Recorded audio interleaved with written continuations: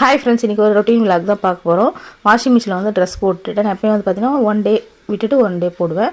அதுவும் வந்து பார்த்திங்கன்னா காலையிலே போட்டுருவேன். அப்போ வந்து பார்த்திங்கன்னா நமக்கு வந்து காலையிலே வந்து காய போட்டோம்னா அந்த வெயில் வந்து ஈவினிங் டைமில் வரும்போது கரெக்டாக காஞ்சிரும். அதனால் வந்து பார்த்திங்கன்னா ஒரு 10 o'clock 10:30 வந்து பார்த்திங்கன்னா வாஷிங் மிஷினில் துணியை போட்டு காய வச்சுருவேன். அதுக்கப்புறம் வந்து பார்த்திங்கன்னா இப்போலாம் ஆங்கரில் மாட்டி வச்சுருது. நிறைய துணி இருந்தால் காய மாட்டுது.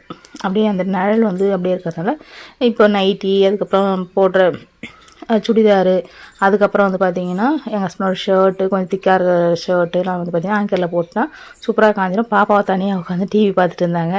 இன்றைக்கி வந்து பார்த்திங்கன்னா நிறைய வேலை இருக்குது. மாவு வந்து அரைக்கணும். அதுக்கப்புறம் வந்து பார்த்திங்கன்னா இன்னும் கொஞ்சம் மிளகா பொடி அரைக்கிற வேலை இருக்குது.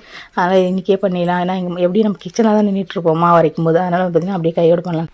கருப்பு உளுந்து சேர்த்து நான் எப்போ வந்து பார்த்திங்கன்னா மிளகா பொடி அரைப்பேன். ஸோ அதுக்கு எல்லாமே எடுத்து வச்சுட்ருக்கேன்.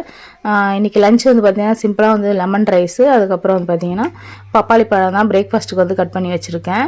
ஸோ அதனால் வந்து பார்த்திங்கன்னா அதோடு விட்டாச்சு. ஏன்னா மாவு அரைக்கிற வேலைலாம் இருக்கிறதுனால கொஞ்சம் நிறைய வேலை இருக்கும். அதனால் வந்து பார்த்திங்கன்னா ஃபஸ்ட்டு வந்து உளுந்து போட்டு அரைச்சி எடுத்துட்டேன். நெக்ஸ்ட்டு வந்து பார்த்திங்கன்னா அரிசி போட்டிருக்கேன். மிளகா பொடிக்கு தேவையான எல்லா பொருட்களையுமே வறுத்து ஆற வச்சுருக்கேன். என்னென்னு சொல்லிட்டு பார்க்கலாம். கருப்பு உளுந்து வந்து பார்த்திங்கன்னா ஒரு கப்புன்னு வச்சுக்கிங்களேன்.